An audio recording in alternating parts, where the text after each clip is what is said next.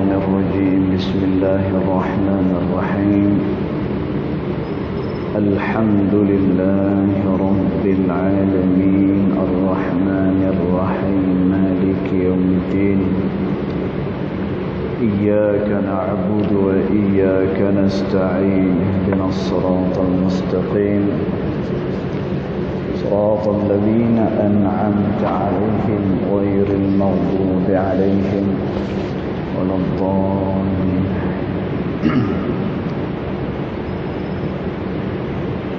السلام عليكم ورحمة الله وبركاته الحمد لله والصلاة والسلام على رسول الله سيدنا محمد بن عبد الله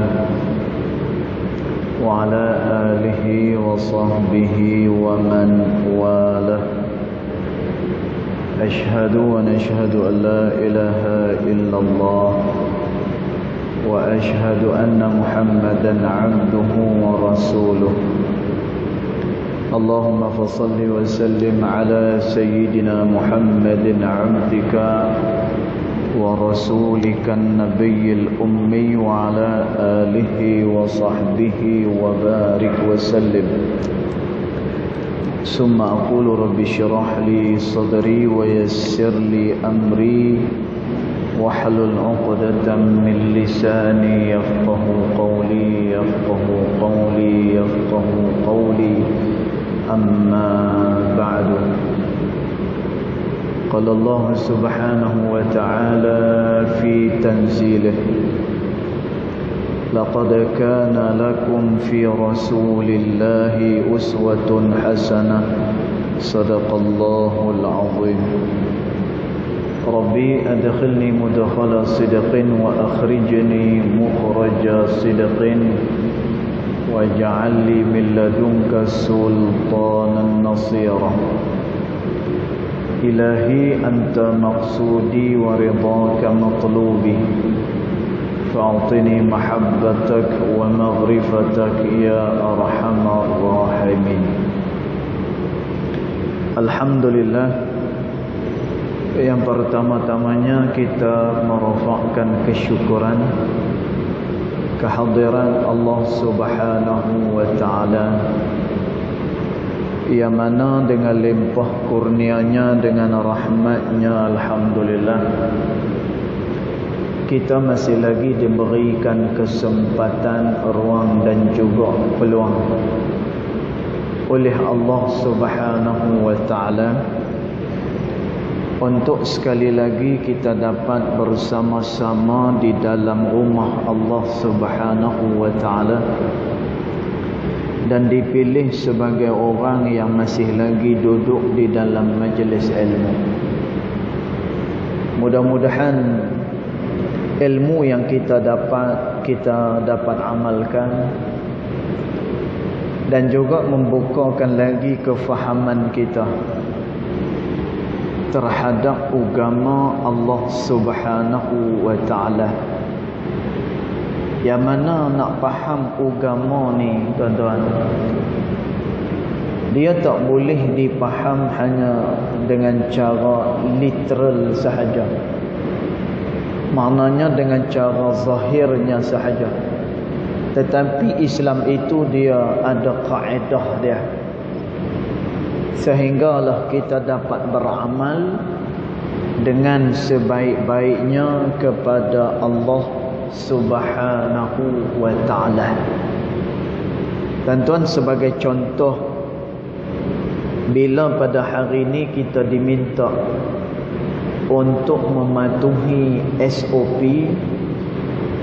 tuan-tuan, maka Islam dia dah ada dia punya penyelesaian dia, yang mana Nabi SAW menyatakan la dararun wa la dirarun. Ni hadis Nabi SAW. Adalah tidak boleh, kata Nabi, kamu memudaratkan diri kamu sendiri. Ni yang pertama. Dan tuan, haram hukum dia. Bila mana seseorang dia memudaratkan diri, ini berdalilkan di dalam ayat Allah Subhanahu wa taala, yang mana Allah Subhanahu wa taala kata, dan janganlah engkau campak diri engkau ke dalam lembah kebinasaan, kata Allah. Tuan-tuan, nyawa ni adalah salah satu benda yang wajib untuk dijaga. Wajib hukum dia.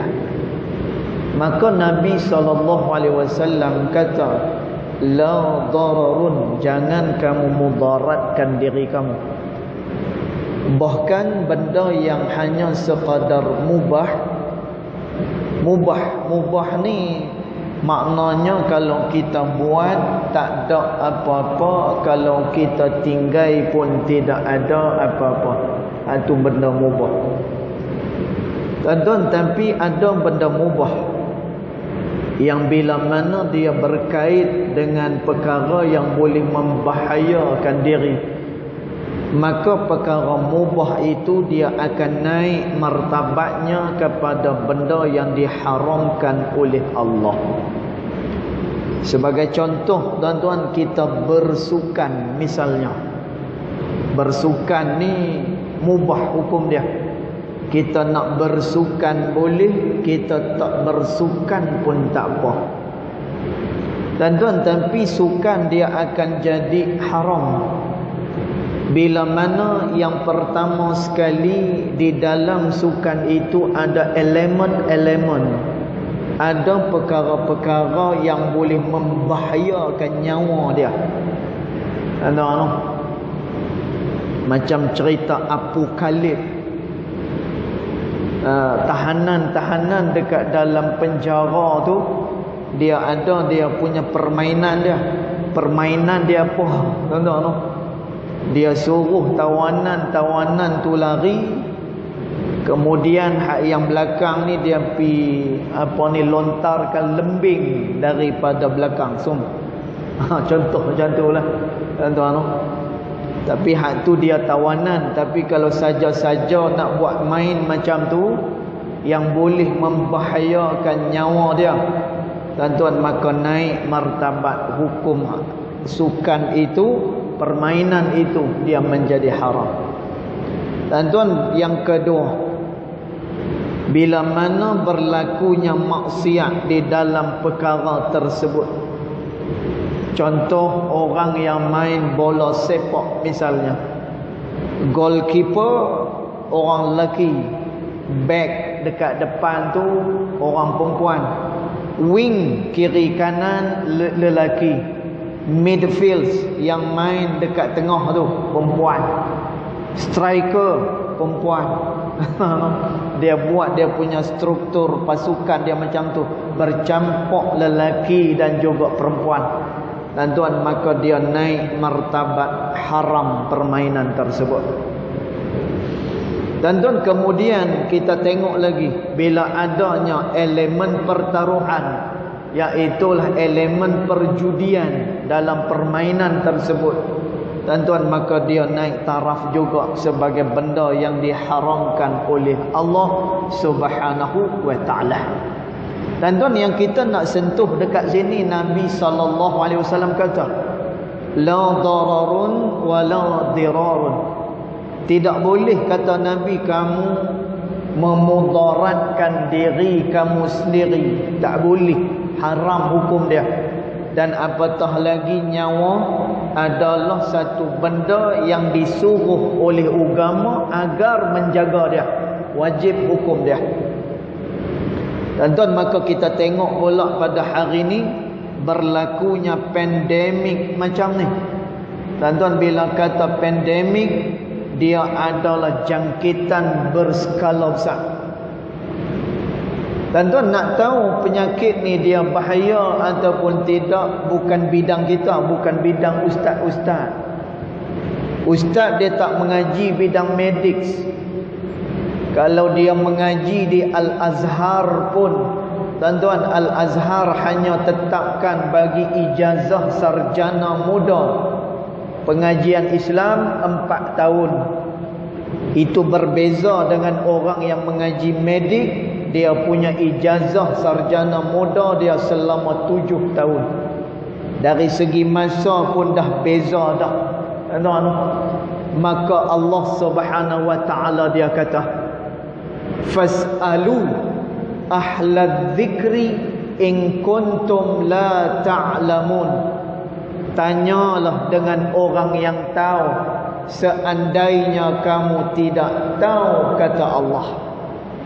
Dan tuan, bab perubatan ni kita serahkan kepada orang yang belajar dan mendalami akan hal tersebut. Dan tuan, kalaulah kita nak kata adanya unsur-unsur pemikiran Yahudi, dan tuan, apa kata saya cadangkan, kalau tuan-tuan ada anak 5-6 orang, pastikan 2 orang nak kena ada hak yang jadi pakar perubatan dan duduk di tempat yang mana pada hari ini tempat tersebut dia dikuasai oleh musuh-musuh Islam. 5 orang tuan-tuan, kalau kita ada anak, didik 2 orang ni jadi pakar perubatan, seorang lagi pakar ekonomi, kemudian 2 lagi hantar ke pondok, hantar ke sekolah tahfiz, mengaji pengajian agama. Pasal apa? Kerana semua bidang ni dia diperlukan oleh agama Allah Subhanahu wa taala. Dan tuan, kerana tu kalau kita melihat kepada tamadun Islam, contohnya kita ada pakar di dalam pengkelasan ubat, farmasi. Kita ada sebagai contoh Ibnul Juljul. Tuan-tuan, nama pelik. Tuan-tuan, tapi beliau adalah pakar pengkelasan kepada obat-obat pada zaman tu. Tuan-tuan, kita ada pakar matematik seperti Khawarizmi misalnya. Tuan-tuan, ni semua memberikan sumbangan kepada agama Allah Subhanahu wa taala. Sebab itu Islam dia ada, dia punya tamadunnya sendiri. Kerana Islam dia merupakan agama ilmu. Dan tuan tengok wahyu pertama turun. Wahyu pertama turun kepada Nabi SAW. Iqra, kata Allah Subhanahu wa taala. Bacalah. Dan tuan, perkataan Iqra, kalau kita rujuk di dalam lisanul Arab yang dikarang oleh Imam Ibnu Manzur rahimahullahu ta'ala, makna Iqra dia bukan hanya setakat baca. Dan tuan, tapi makna Iqra adalah juga istiqra, iaitulah sebuah pengkajian, sebuah pembahasan. Hak tu yang dimaksudkan dengan Iqra itu sendiri. Dan tuan, sebab tu agama kita ni adalah agama kajian. Dia adalah agama nak suruh orang ni buka dia punya minda dia.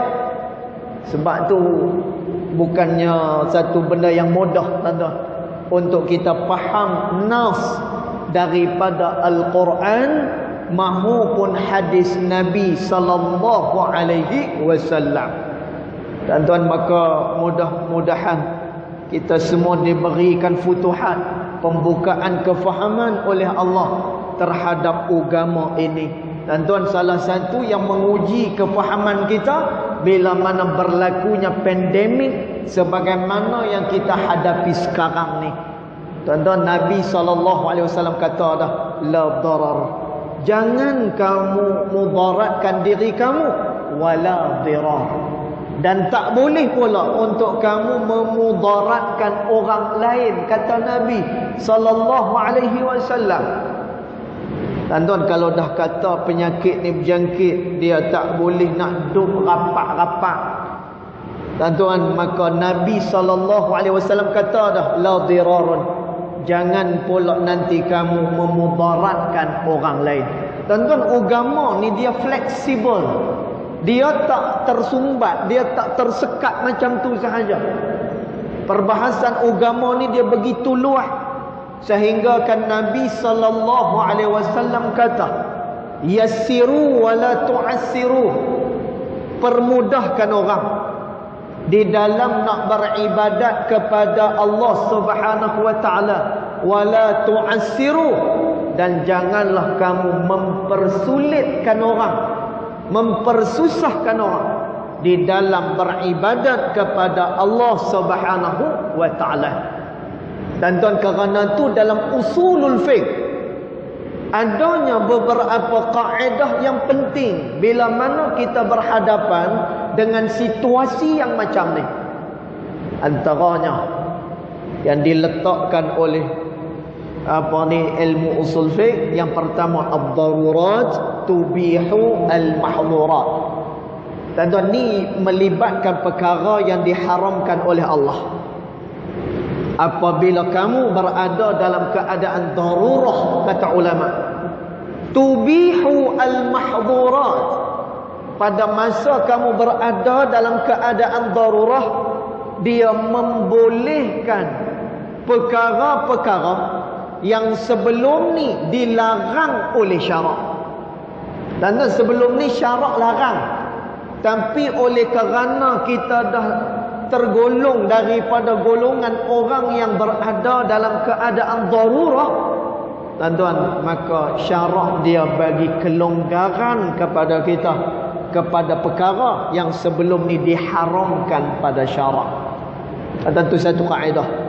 Satu kaedah lagi diletakkan oleh ulama, idza daqat, apabila benda itu dia sempit, dia menemui akan jalan buntu, ittasa'an, kata ulama, maka hendaklah kamu perluaskan akan perkara tersebut. Dan tuan, maka Islam ni dia begitu mudah untuk diamalkan, kerana tu Islam dia sesuai dengan manusia yang menjadi hamba pada Allah Subhanahu wa taala. Dan tuan, dalam contoh kita sembahyang berjarak ini, di sana adanya satu kaedah. Tuan-tuan, kita tengok dulu hukum asal dia. Bila sembahyang jarak ni, hukum asal dia makruh. Itu hukum asal dia, makruh. Dan tuan, makruh ni adalah perkara yang bila mana dia dibuat, dia tak disukai oleh Allah Subhanahu wa taala. Ni benda makruh. Tuan-tuan, makruh ni dia isim maf'ul. Makruhun alal wazni maf'ulun. Tuan-tuan, makna dia apa? Benda yang kena benci. Benda tu benda yang dibenci oleh Allah. Sebab tu tuan-tuan, benda makruh ni seandainya kita tinggal, kita boleh pahala daripada Allah. Tuan-tuan, hukum asal dia makruh. Tapi oleh kerana hari ni dikatakan kita ni tak boleh nak dekat-dekat sangat. Tuan-tuan, ada orang kata kat masjid kita jaga SOP, kat luar tu tak jaga. Tuan-tuan, ada dua benda kat sini kita kena tengok. Tuan-tuan, yang pertama, baguslah dekat masjid ni kita jaga SOP, bagusnya.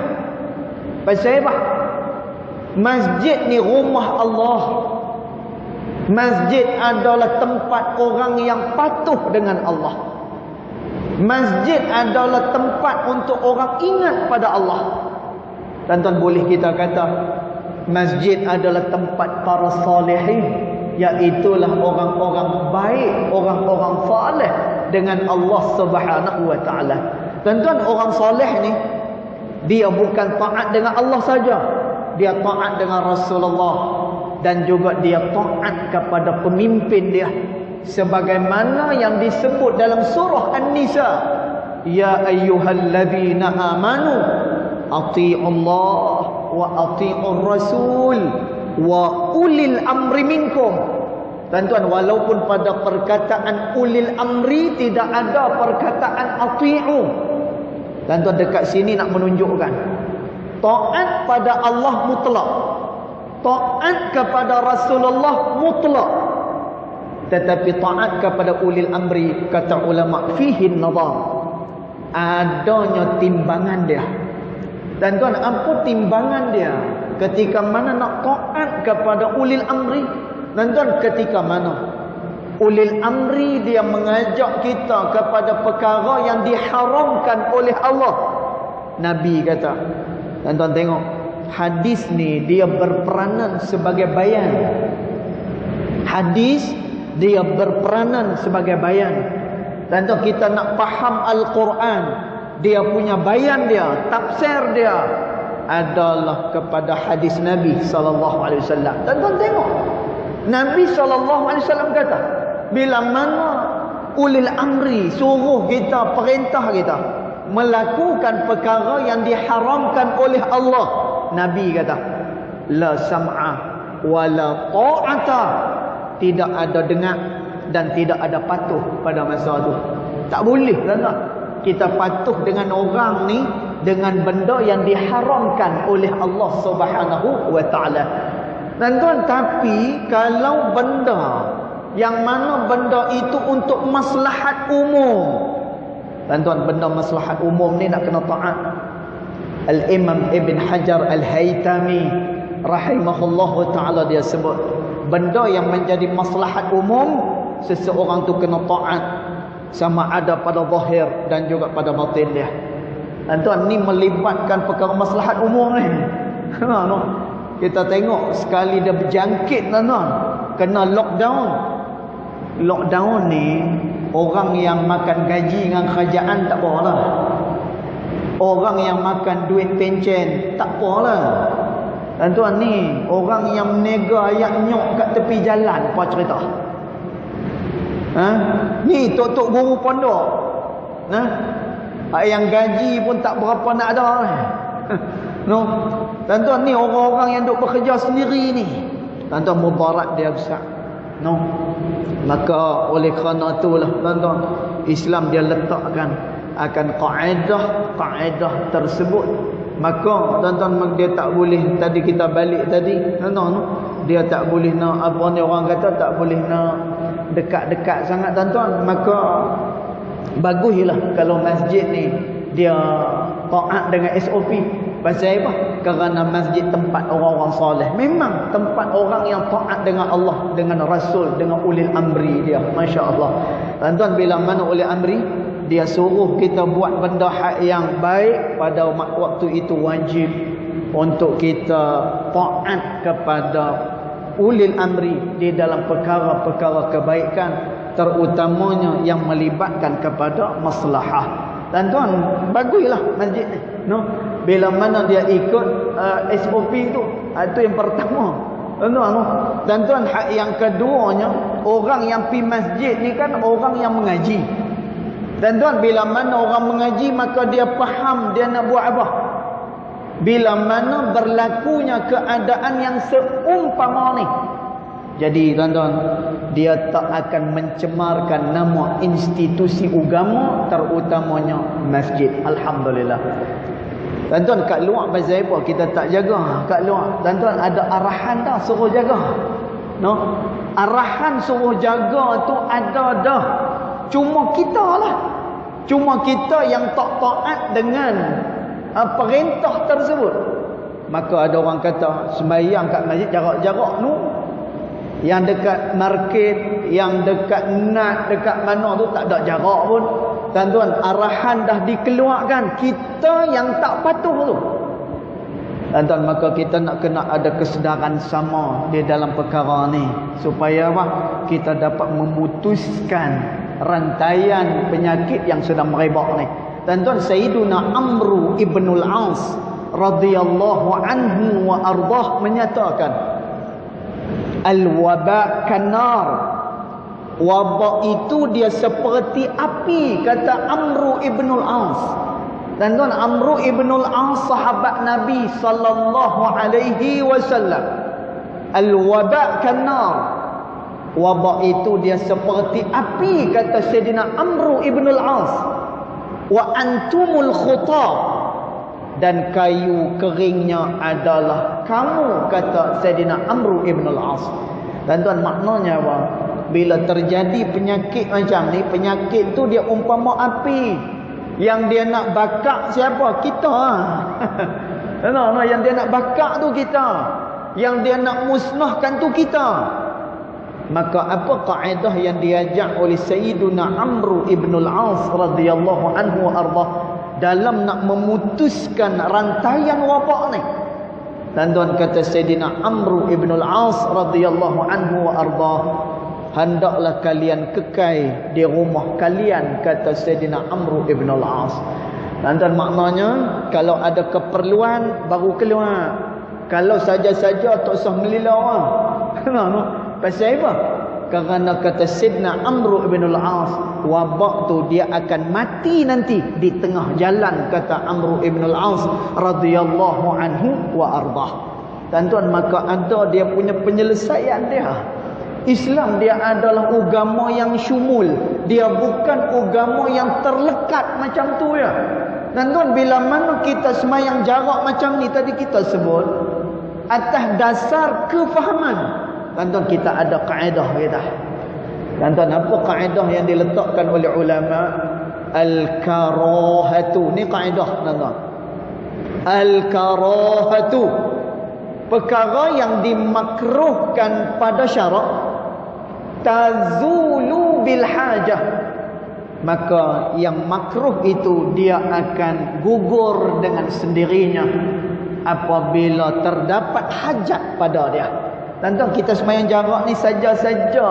Tak, tuan-tuan, bukan. Tapi kerana kita menerima maklumat daripada orang yang boleh dipercayai, yang menyatakan bahawa penyakit ni bila mana dia duduk rapat-rapat, dia mudah sangat berjangkit dan dia memudaratkan orang lain.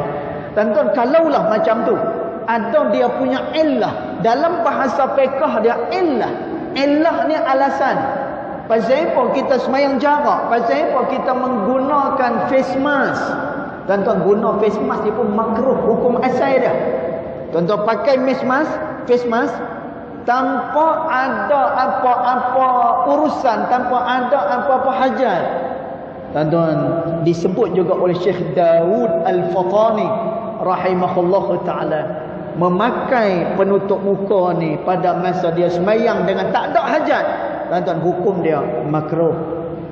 Semayang jarak makruh, tuan-tuan. Tapi Islam dia terlekat macam tu ya? Dah. Islam dia fleksibel, Islam syumul. Tuan-tuan, kaedah menyebut, kaedah ni tuan-tuan dia diasaskan oleh Imam Syafi'i rahimahullahu ta'ala, ilmu usulul fiqh.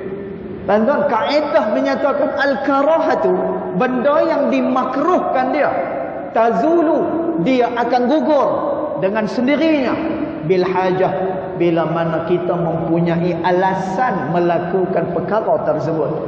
Tuan-tuan, maknanya kita hari ni semayang jarak ada sebab. Kita semayang pakai mask ada sebab. Tuan-tuan, bila ada sebab yang macam tu, maka makruh tu pun dia gugur. Tuan-tuan, dia bila berlaku benda-benda macam ni, ilmu tu dia nak kena menyala. Ilmu tu dia nak kita kena guna apa yang kita duk belajar pada hari ni. Tuan-tuan, sebab tu kita tengok masyarakat kita. Kalau contoh dalam saf ni kan, tiba-tiba dalam saf ni ada orang keluar, dia terbatal ayat semayang dia keluar. Tuan-tuan tengoklah, yang belakang nak pergi depan cukup lambat, nak bagi rapat pun cukup lambat. Berbeza dengan di negara-negara Arab. Tuan-tuan, kat negara Arab dia nampak saf ni renggang ya, dia tangguh rapat kan. Kalau tak rapat, orang belakang dia akan pi ke depan terus. Benda tu dia berjalan macam tu, masya-Allah. Kita tak susah. Kita susah, lambat ya. Kan, takut-takut ya, betul ke tak aku buat ni, betul ke tak? Tuan-tuan, maka sebab tu tadi kita sebut di awal-awal kuliah kita, sebagaimana yang disebut oleh Imam Ibn Ruslan di dalam matan Zubat dia, dia kata dengan beramal dengan ilmu itu, takhruj binuril ilmi min zulumati, mudah-mudahan dengan kamu beramal dengan ilmu yang kamu ada, mengeluarkan kamu daripada kegelapan-kegelapan kepada cahaya Allah Subhanahu wa ta'ala.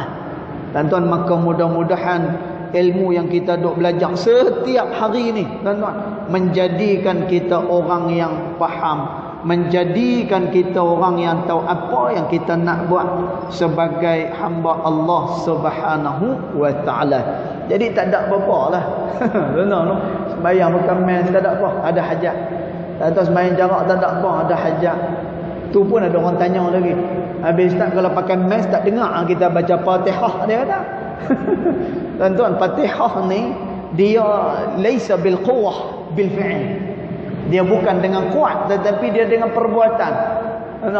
Hak tu dia ada ilmu lain pula, nama dia dhawabit asy-syar'i. Hak tu lain pula. Insya-Allah kita akan cerita lain kali. Malam ni baca sikit. Hak tu sikit saya sentuh, tuan-tuan. Pasal apa? Nak bagi faham bila kita ada ilmu ni, mudah-mudahan kita mudah dalam kita nak beramal kepada Allah Subhanahu wa taala. Baik, ada masa lagi sikit. Qala muallif rahimahullahu taala wa nafa'ana bi'ulumihi fid darain.